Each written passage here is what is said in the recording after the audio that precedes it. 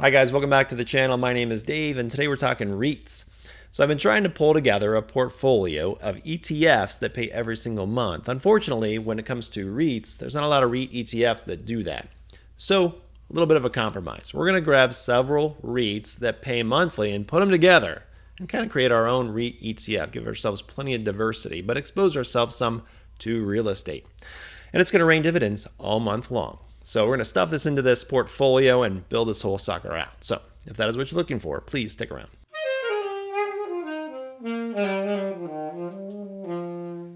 So for individual investors out there that don't have any of their own personal rental real estate, REITs offer a nice alternative. I've had my own personal rental real estate and I've really benefited from that, but investing in REITs has also been beneficial to me over the years. So I like them, but if you just buy one, is it really that diverse? No, not really. It's almost like an individual stock, even though they have several properties. But if we group these together and they're investing in different areas of the real estate market, maybe we'll be all right. So today I've got 4 for you, and we're going to jump in and take a look at these real quickly and walk through them. Of course, you're welcome to do a deeper dive yourself before you buy anything. But I'm going to expose you to a few different ones here that might fit well into our portfolio. And again, these pay every single month. So let's take a look. So I'm going to move through these fairly quickly, but I'm going to start with Realty Income Corporation. This is a REIT that's been around for a long, long time. It's done a great job. They've been growing their revenue. They've been growing their dividend. But it's considered a dividend aristocrat. And I've done a video review of this one before. I'll link that up above if you want to get a little bit more into the nitty gritty.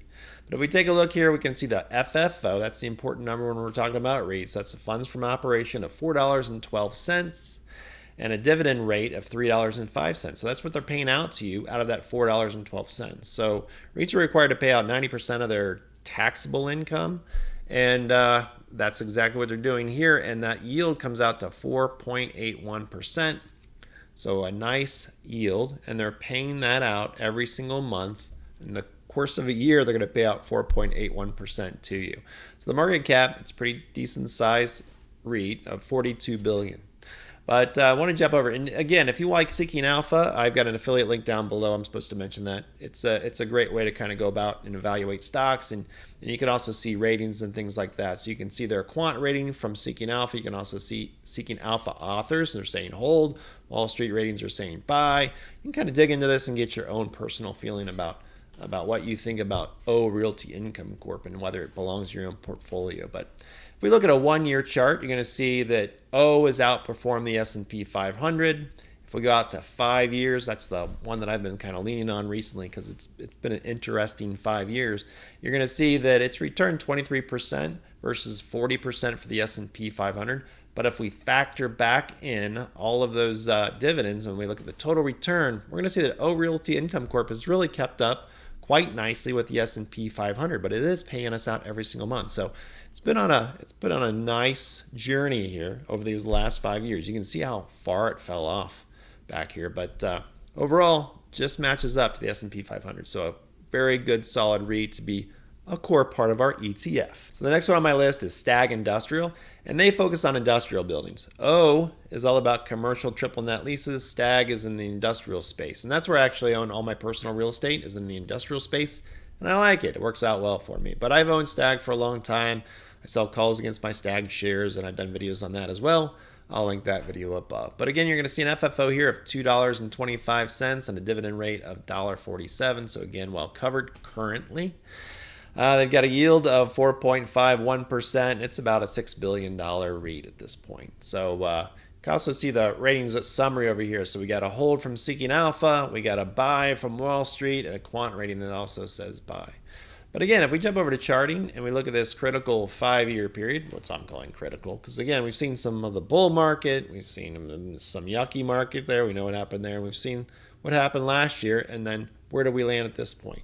So over that last 5-year period, you can see price return, the S&P's outpaced it, but still good, right? 40% for the S&P and 30% for STAG. But that's just the price return. Don't forget, we get that nice big distribution. And if we look at that total return overall, you're going to see that actually STAG over the last 5 years has outpaced the S&P. So another REIT that's done well over the last 5 years. Now, that doesn't mean anything going forward, right? But it has shown that it's performed well over a long period of time. So another good REIT in the industrial space, different from O.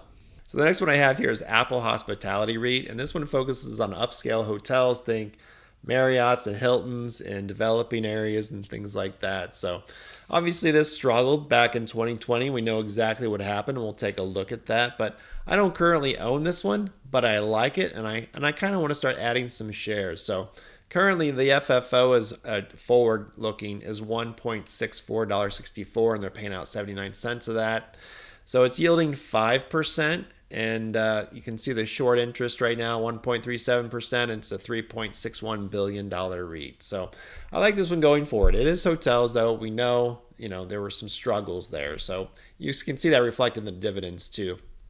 So it is paid out every month now, but if we go back and look at the dividend history, we can see that it was, 10% or 10 cents every single month for a long period of time, then nothing, right?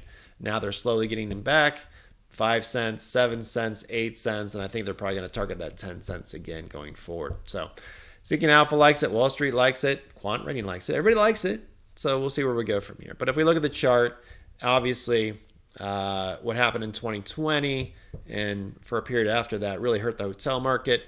So it struggled a little bit. So if we look at a 5-year price return here, we're going to see that it's down 10.76%. Where the S&P is up nearly 40%. And even if we look at total return, it hasn't performed anywhere near what the S&P 500 has, but I like it going forward. So it's still a positive return overall of 10% over the last 5 years. But looking forward, I think this one really has some potential. So I'll be looking to add it to my portfolio. The last one I have here is LTC Properties. Now this is one that I've owned for quite a while. I sold lots of calls against it. I've done pretty well, but you can see over the last 6 months or so, it hasn't been a great performer. And it's probably out of the 4, the last one that I would pick. If I was going to eliminate one at this point, it'd probably be LTC Properties. But it's turned to be pretty well over the years because of the calls that I've sold against it and the way I've sold puts against it. So anyway, FFO of $2.77 and dividend rate of $2.28. So again, it's covered. It's covered. Yielding 6.57%. Again, they're paying this out every single month. Take that divided by 12. No, it's not 6.57 every month.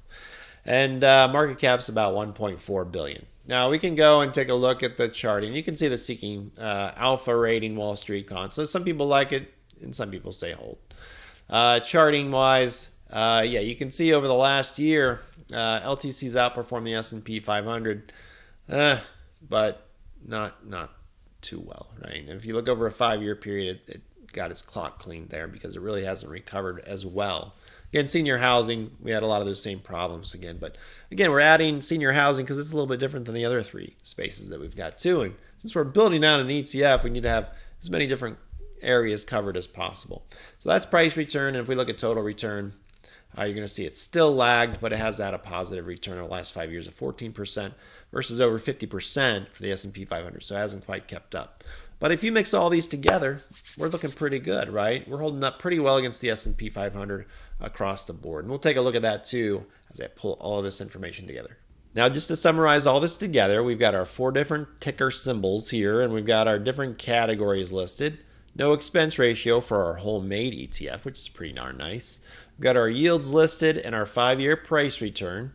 This would be our average 5-year price return, and then our 5-year total return and our average 5-year total return for all 4 funds put together. And that stacks up pretty decently against the 5-year total return of the S&P 500. So we're just a little bit below it, but we get that added advantage. If you are looking for monthly dividends from like an ETF portfolio, which is what we're trying to do here, we're trying to pull this all together and say, what can we do? Can we make it rain dividends all month long with a few different ETFs that pay us every single month and make it make sense?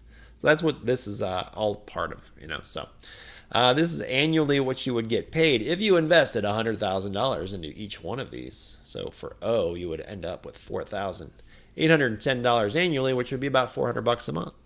So that's just to kind of give you an idea. So that's what all this is about. And as you follow along, like and subscribe, we'll be pulling this all together here, and we're going to have one master portfolio of all these different ETFs that pay us every single month. So far we've covered ETFs that pay you every month that are just straight stock ETFs, and we talked about bond ETFs. Now we've got REITs, we've got alternatives coming up, and then we're going to summarize this all together. So if you want to follow along with that, like I said, like and subscribe. But Thanks so much for watching. If you have any questions on any of this, please ask down below, and we'll see you next time very soon.